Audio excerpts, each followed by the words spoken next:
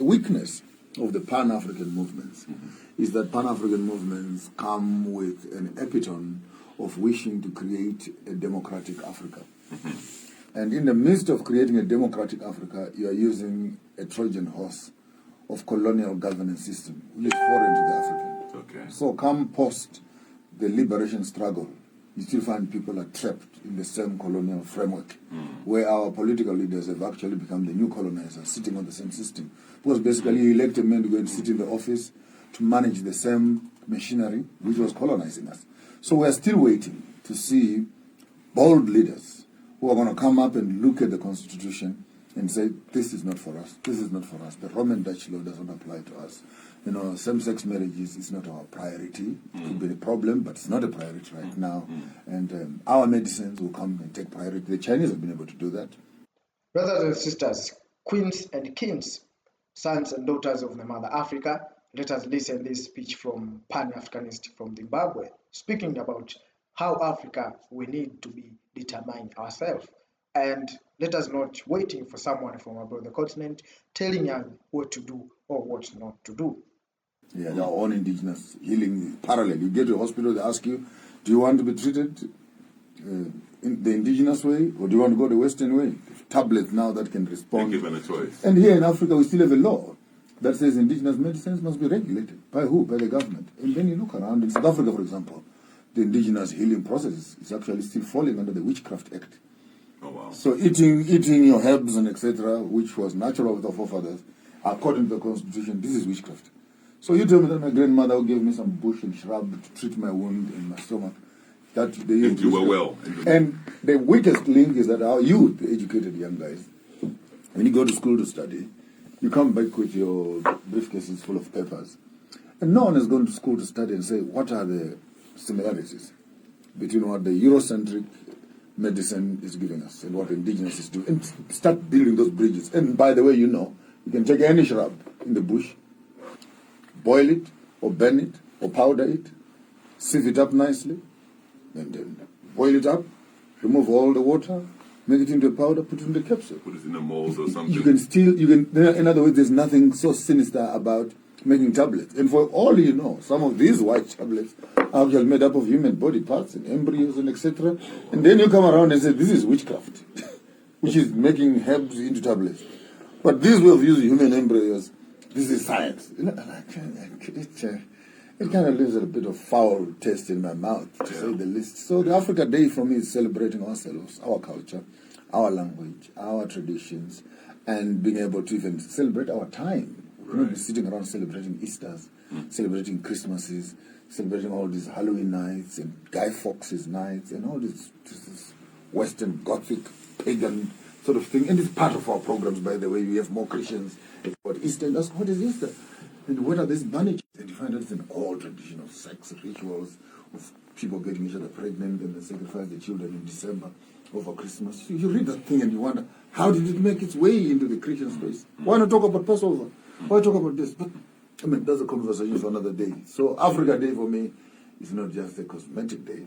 In fact, it must be towards one government in Africa, one passport, one currency, beginning to move towards it. Kwame Nkrumah was saying, let's start now. Right. Julius Nyerere said, no, let's do step by step. Right. 60 years later, we're still trying to do step by step. We don't even know what phase we are in. So, and violence, for me, violence is key. Right. If you want change, you implement it violently. If you want change... Say that again? If you want change, implement it violently. In other words, you need to be bold about it. Oh, okay. And even the Bible says so. Right. And the kingdom suffers much. And those who are going to take it. Take it. Oh, and say, please, may we? Oh, you're going to take a long time. For the oppressor will never donate your freedom.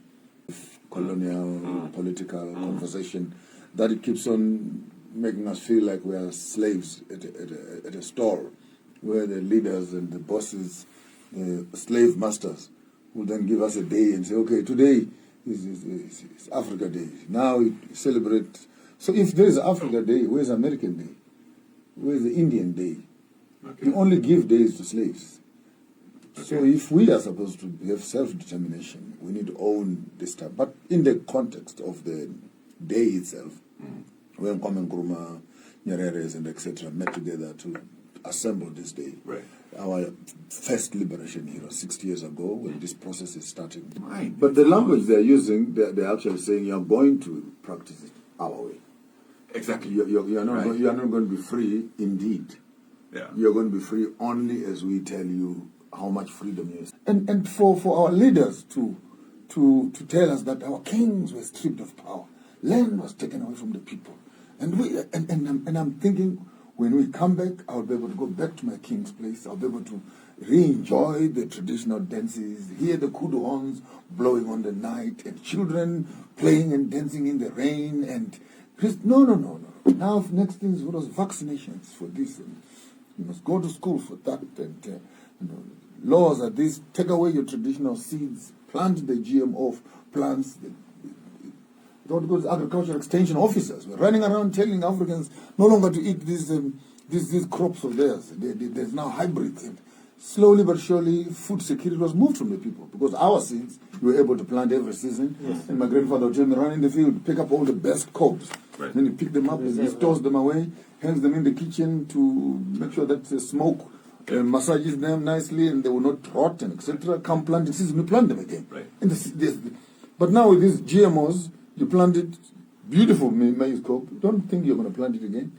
Yeah. There's no life in those things. It's dead. So you wonder why are we now in diseases and sicknesses. So this for me, understanding the cycle of the colonial mischief as to how do you control people's diet, then you can control their health, then you can control their economy, then we're just becoming passengers on our own train. When are you going back to Zimbabwe, by the way? He's chasing me away tomorrow. Because I can see we need the whole day. We need a Phoenix lecture. We need a Phoenix lecture proper. For sure. Or even just half of that topic. And there's so much more. Well, you heard very well the speech from Joshua Maponga. Speak a lot of things in this video, and I don't have many ways to speak to you. But what I need now from you is I need your view on what what Joshua Maponga said on this speech, because they tell us this is your day, you must celebrate this thing and thing, and this the day of remembering this thing and thing and thing. This is not true. So it means that we are under colonies and they give us the day to rest. That's why they say you must celebrate. After celebration, now back into the job or into a task. So now Africans, the time of someone to tell us that Africans do this, African not do this is over. Now we need to do all these things on our own hands, on our own time, on our own everything. We need to do it as our own willing, not for someone interest or for someone saying. So this is what we need now, and we can't do it if we are not select good leaders who know the system of these colonies. And they say that if you had to be poor, we is constitutional. This is people, they are planned us to be poor. How people who have nothing in their hands plan to the ones who have something in their hands to be poor? They're supposed to be poor. And Africans and African, we're supposed to be donors country to the Western world because we have everything. What we see in technologies today, what we see in the world today is from Africa. See phones, cars, this oil, airplanes, ships, everything you see is from Africa. Starts from Africa. That's why we say Africa needs, our world needs Africa to survive, but Africa don't. Africa don't need the world to survive because we have each and everything. Now we must use it to shift from where we are. Let us not allow this kinds of of ideas from these Westerners to tell us what to do or not what to do. Africans, we must start doing each and everything by our own decision. So thanks for watching. Please subscribe, like, comment, and share to many Africans as you can. This is your platform, Facts About Africa, the African channel where we share thoughts and changing the narrative of Mother Africa. Sometimes we provide solution of our own problem. We already say that African problems for African solution. There's no one we expect from abroad the continent of Africa will come and tell us do this, and this to solve your problem. But if someone tells us from the continent about the continent of Africa, that is will be an opportunist. He knows or she knows what he will get after telling us that. So let us meet on the next episode.